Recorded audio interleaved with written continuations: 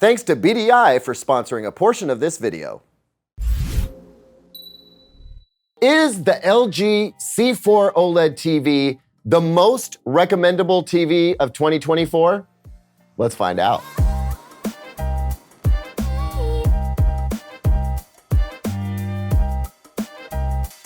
Welcome back, everyone. I'm Caleb Dennison, and here's the deal.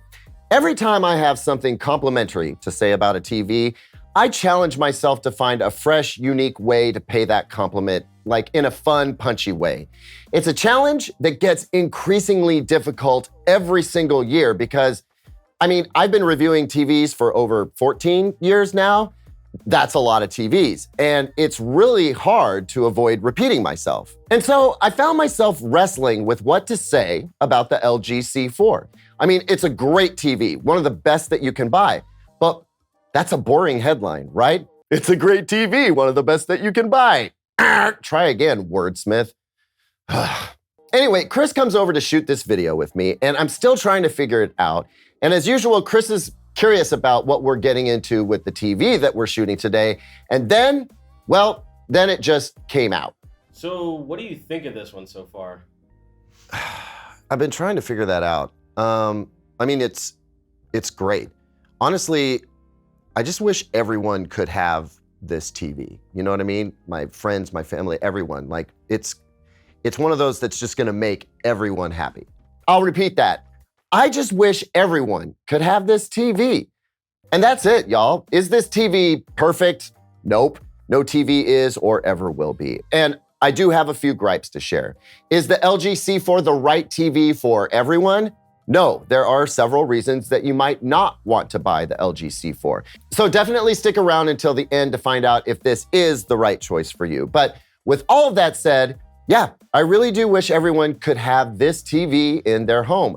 And I think that's one of the best compliments that I can pay a TV. I'm gonna explain why I feel that way. But first, let's take a look at what this TV offers, what it costs, what TVs it competes with, and how well it performs. And by the end of this video, I think you'll know whether you want to buy this TV.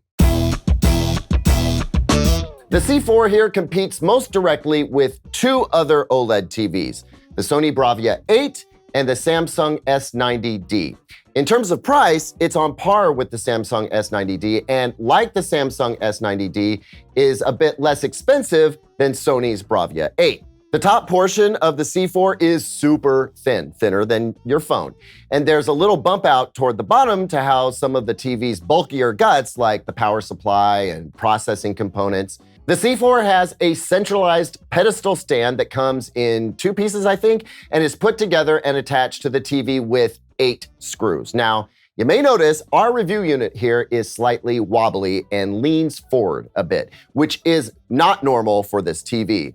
I just think this review unit has made some rounds with some other reviewers, and the stand did not connect as it should when I put it together, though it is functional, so we went ahead with our review rather than pulling in a replacement unit. Don't worry, though, the stand design for the LG C4 is solid and I think attractive. Of course, you can also wall mount this TV and it's gonna look awesome on the wall. Guys, the most popular recurring fixture on this channel, more popular than me even, is our BDI furniture. Every video, without fail, folks want to know where we got this entertainment stand or this lift top coffee table. This awesome stuff is made by BDI, and what a lot of folks don't know is that BDI makes bedroom furniture too. Best of all, BDI is now running a summer sale, making its amazing Link bedroom collection available at awesome prices. The Link bedroom collection offers everything I love about BDI's living room furniture. It's the ideal blend of form, function, and build quality. This stuff is built to last a lifetime. It looks and feels amazing, super premium. And that's enough already, but BDI has also engineered this collection to suit modern needs. Available in both natural walnut, as I have here, or the warm and rich toasted oak finish, The Link bed options integrate LED lighting as well as connected power. Both traditional AC plugins and USB connections are available right on the sides of the headboard, which has made working from bed a dream of its own for me. The nightstand also provides a wealth of power options built right in, so you don't have to mess around with hiding power strips. All your power needs are right there. A smooth sliding shelf and soft close drawer offer more than ample storage, putting the stuff you need nightly within easy reach and then tucking it away when you're done.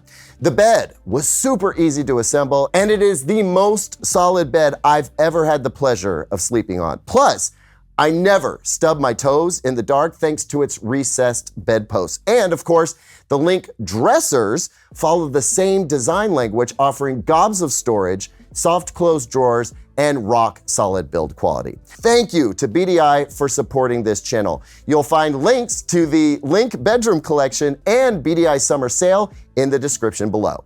With the C4, you get 4 HDMI 2.1 inputs, one of which is an eARC port.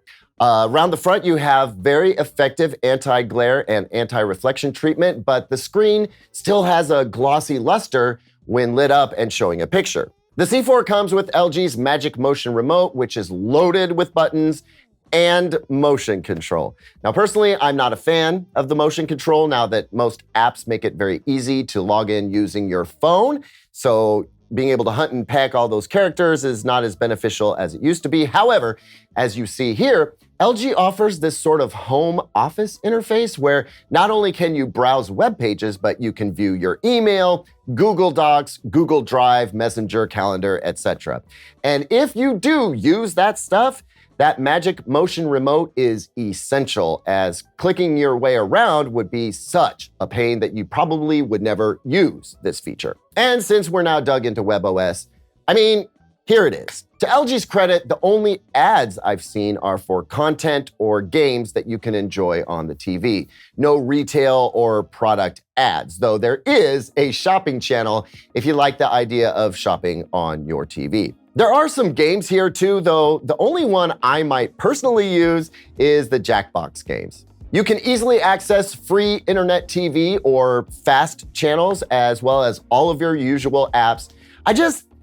I don't like the layout much. It's a bit too busy and filled with stuff that I'll never use, and in some cases can't remove. Like, cool to have shopping apps and games and stuff available, but don't make me delete them. Like, leave it up to me to download them if I want them. I get it. You want to put it in front of my face so I know they exist, but I think we kind of get that now. The LG C4 has a great automatic game mode that engages when playing console or PC games.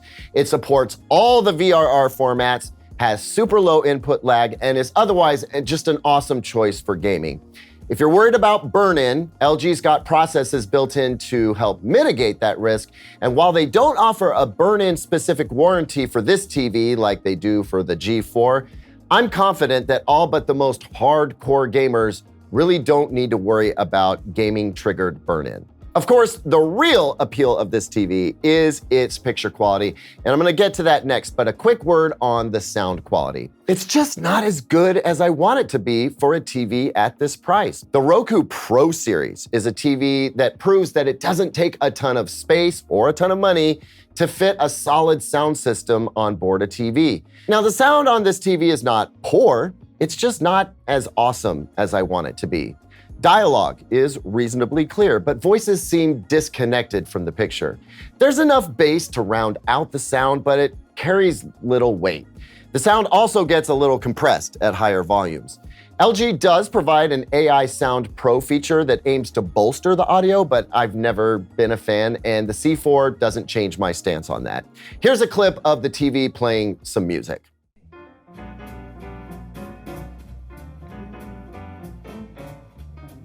And here's a clip of the C4 playing my voice off a YouTube video. But what I'm noticing is that the discoloration doesn't seem to have a discernible pattern. It's pretty meta, don't you think? And hey, one more thing to mention, even though I totally do not think this needs to sway anyone's decision on a TV purchase at all.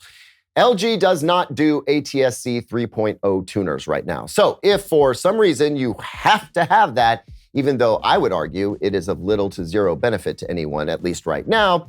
Just know that you'd need an external box to do ATSC 3.0 over-the-air broadcasts. It's just got a standard digital tuner in it right now. Okay, now it's time to talk picture quality. And to get started on that, it's time for a segment I like to call Numbers for Nit Nerds.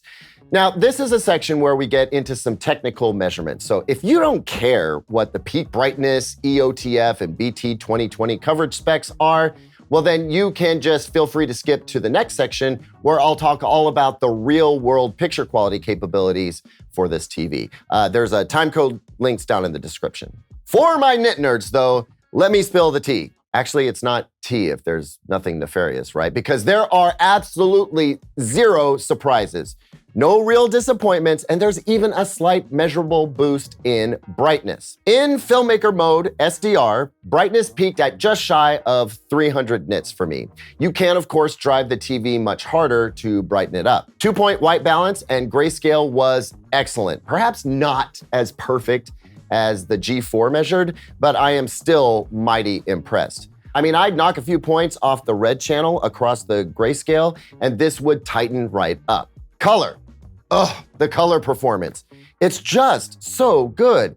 You lose a bit of saturation in the dimmest colors, but by the measurements, these readings are outstanding.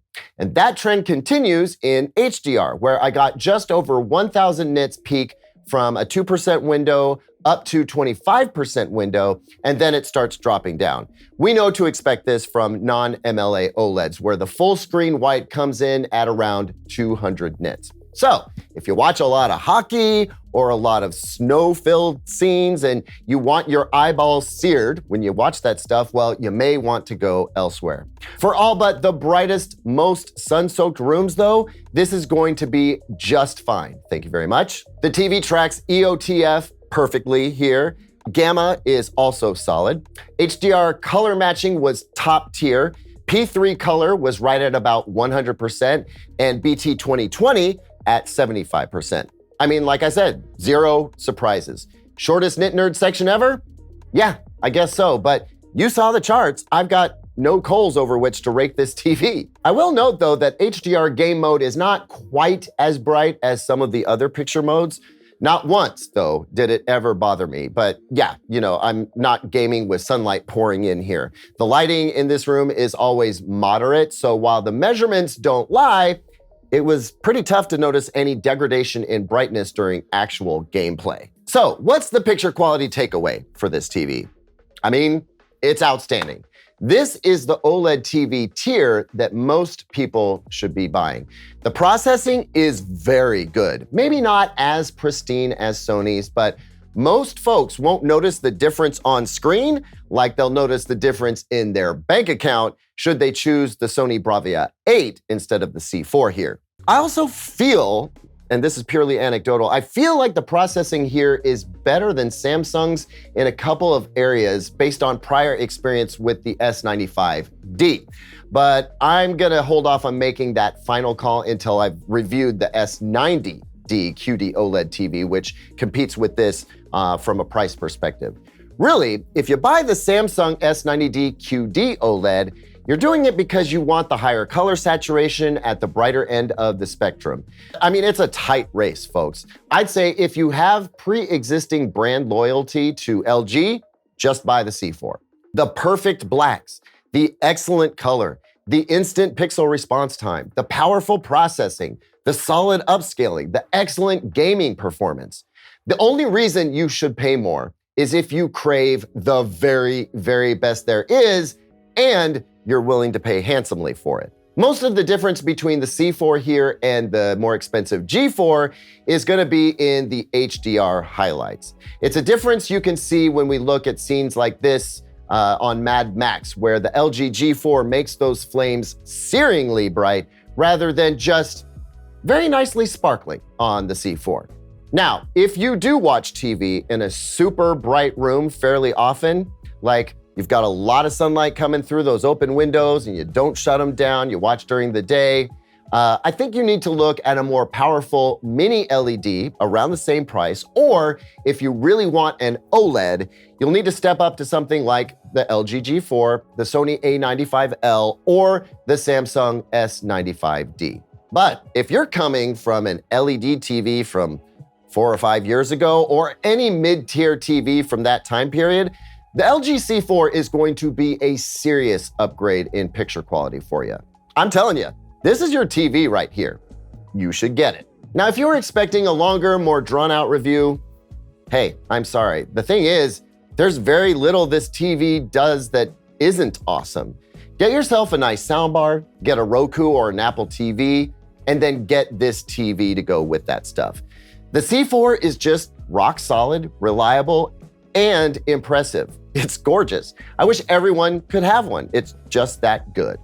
Thanks so much for watching, everyone. What do you think of the C4? You gonna pick one up? Let me know down in the comments. Don't forget to like and subscribe. I'll see you on the next one. And until then, here's 2 other videos I think you might like.